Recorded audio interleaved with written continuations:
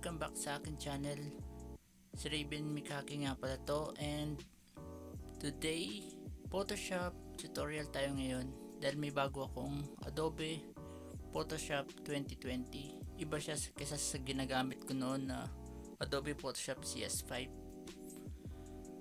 So dito medyo parang naging advanced siya at may mga bagong nadagdag. Like example, pag pinatong mo mga mouse mo dito sa mga icons na to, meron na siyang parang mga tutorial na lumilitaw kung paano sila gamitin. So ayan, ito yung pen tool. Ayan, pakita nyo paano ito sa text. Ayan, so lahat na sila, meron na silang mga instruction. So medyo nagbago din yung dito sa side, hindi naman siya dating ganito.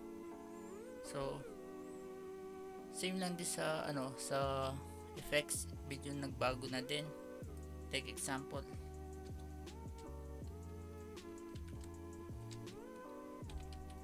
type ko yung pangalan ko, lalagyan natin ng outline.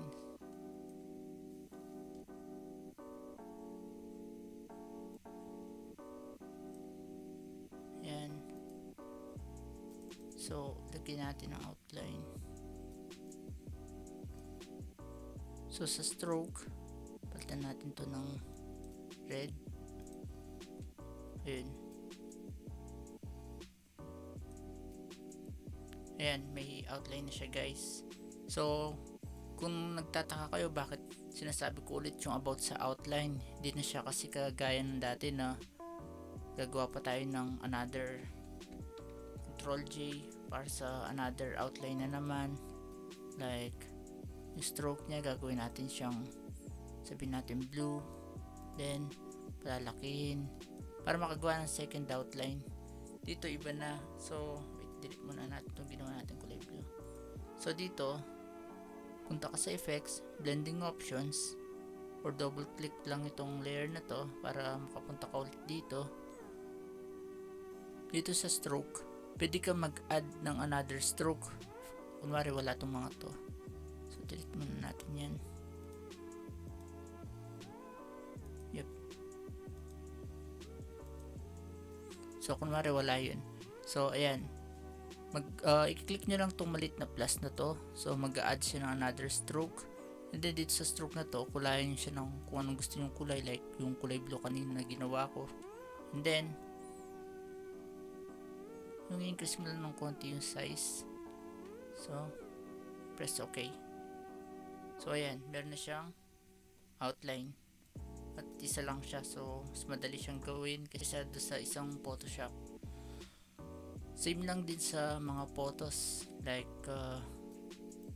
wait, may mga image ako dito. So gaya nito si Ash, ito yung PNG ni Ash. So ayan, so double click, so punta kayo dito sa stroke. Yan, check nyo lang, same lang, at kung ano yung ginawa nyo nung last, mapupunta ulit siya dito. So ayan, may another stroke na naman tayo kagaya nung ginawa natin doon sa una. So ayan, same lang, increase ka lang ulit. Ayan, pwede nyo nang baguhin yung mga kulay nyo kung gusto nyo. So it's either white to, and medyo dumadami yung stroke natin, so delete natin to.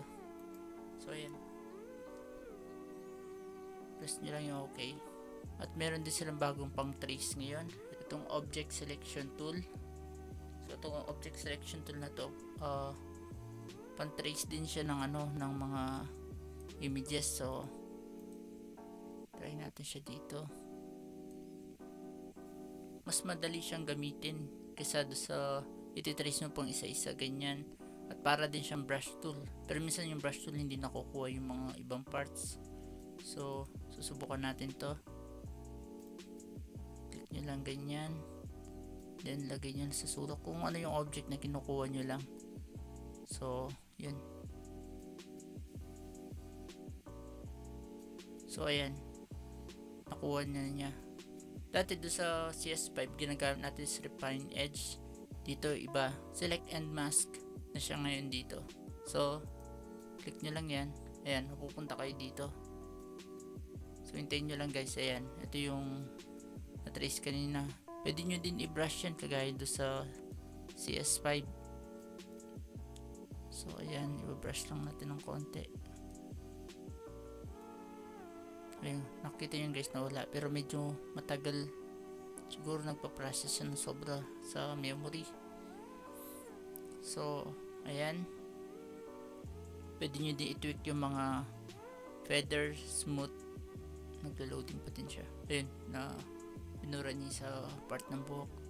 So ayan, pwede nyo i-tweak yung feather, yung para sa side niya medyo blurry and smooth. Parang ganun na din siya, almost parang same lang din to. So i-click nyo yung output niya sa new layer. So click nyo yung okay pag setup na.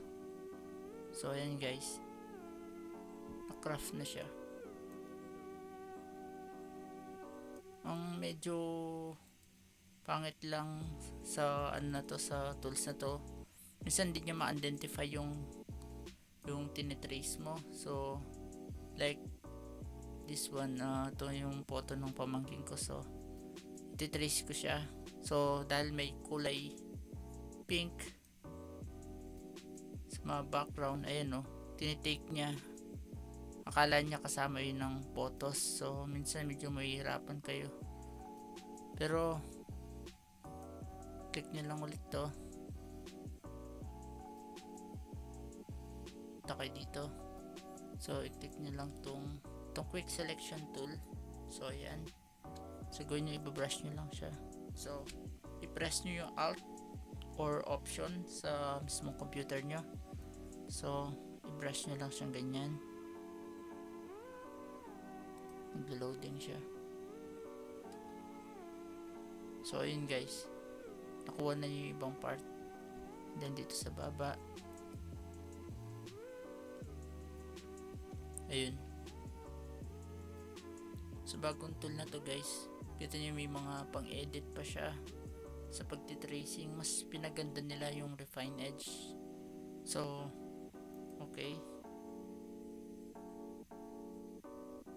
Oh, and one more thing guys, yung history pala nila ngayon sa Adobe Photoshop 2020s, iba na din yung history nila. Hindi na siya kagaya ng dati na dito ka nag-select. Diba dati is 1, sabihin natin 2, 3, 4. Diba dati is yung history, i-click natin to pabalik, so para mawala yung mga dating ginawa natin. Now dito sa bago ngayon, kapag nagsulat ka ng mga ganito, and then kung pinress mo yung Ctrl Z, diba dati is Ctrl Z isang beses mo lang pwedeng gamitin. Dito pwedeng maramihan, kasabay na sa history. So ito yung pinaka gusto ko ngayon sa bagong Photoshop ngayon, hindi na siya kagaya ng dati. So guys, I hope may natutunan ka ngayon sa aking tutorial. Mag-explore pa ako ng konti dito kung ano pa yung mga bagong mga tools nila and sets. Siguro gagawin ko sa next video. So bye for now. Thank you for watching.